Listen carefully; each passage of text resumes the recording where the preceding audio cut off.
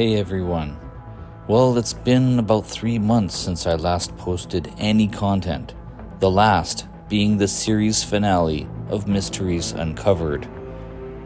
There's been a lot of changes taking place in my personal life, one of which being a major move out of Canada.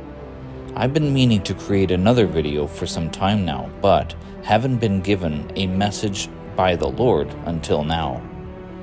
I have 2 very profound mysteries to share, so I will get right straight down to it.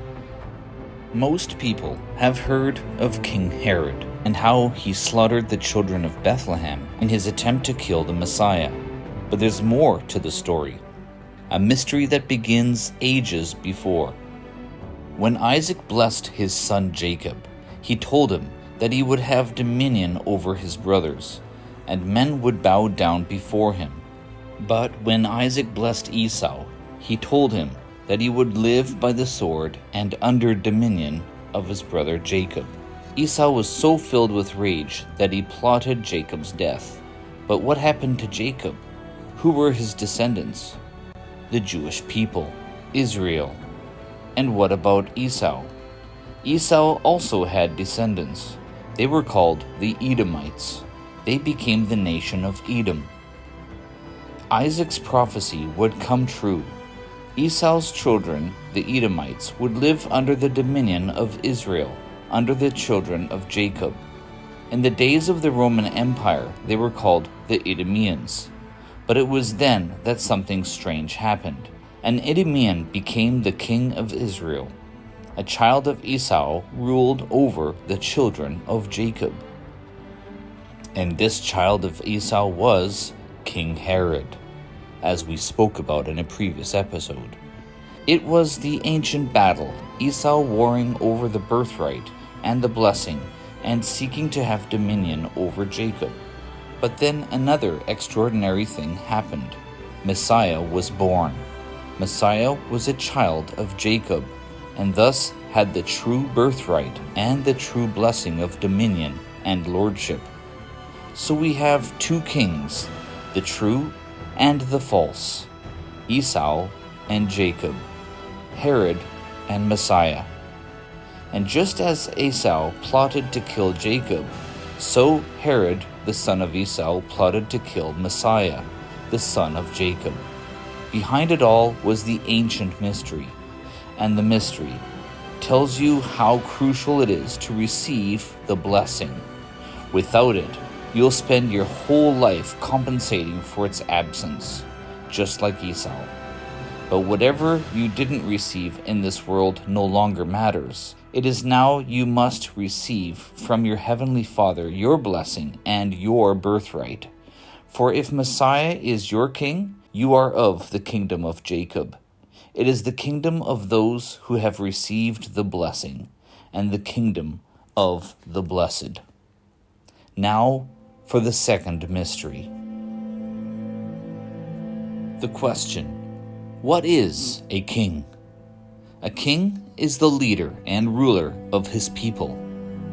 He leads his people, and the people, in one way or another, follow him.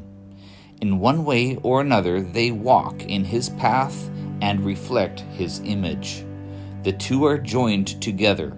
So Messiah is the sovereign of Israel, King of the Jews. But that would seem to go against what we've said before. A people follow their king, but for the last 2,000 years, the Jewish people have not been following him. If he is their king, then they must in some way still follow him or be joined to him. And that is the mystery. They still follow Messiah. You just don't see it. 2,000 years ago, Messiah became an outcast, a pariah, a man of suffering. And since that time, what has happened to the Jewish people? They became an outcast nation, a pariah nation, and a people of suffering. Messiah was falsely accused, mocked, vilified, abused, and dehumanized. In the same way, for 2,000 years, the Jewish people have been falsely accused, mocked, vilified, abused, and dehumanized. Messiah was robbed of his dignity, wounded, and condemned to death.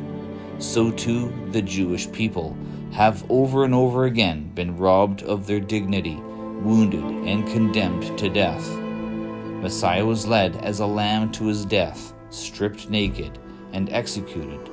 So too his people have, through the ages, been led as lambs to their deaths, stripped naked and executed. You see, Messiah remains the King of Israel, and in one way or another, a people will follow their king.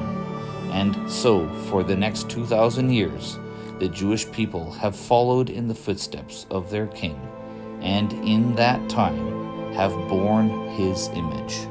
But wait, after Jesus' death, he was resurrected. What about the Jewish people? Well, the children of Israel were also crucified in the Holocaust, but after it was over, the nation of Israel was also resurrected. The only nation on earth to have undergone such a resurrection from death to life, just as had its king. And if his nation, without intending to, still follow him and still bears his image, how much more so must we? How much more must we follow him and walk in his footsteps? How much more must we be conformed to and bear his image to this world? They have done so without knowing. So how much more so must you in your knowing? For a nation must follow its king. You see, after Jesus died on the cross, he was buried and dead for 2 days, and then resurrected on the third. Remember 2 Peter, the key? 1 day is to 1,000 years, and 1,000 years to a day. They were gone for 2,000 years and were resurrected beginning on the third millennium. Thus, as we approach the time when Jesus returns, so too will we see a return to faith of the Jewish people to their true Messiah, Jesus Christ.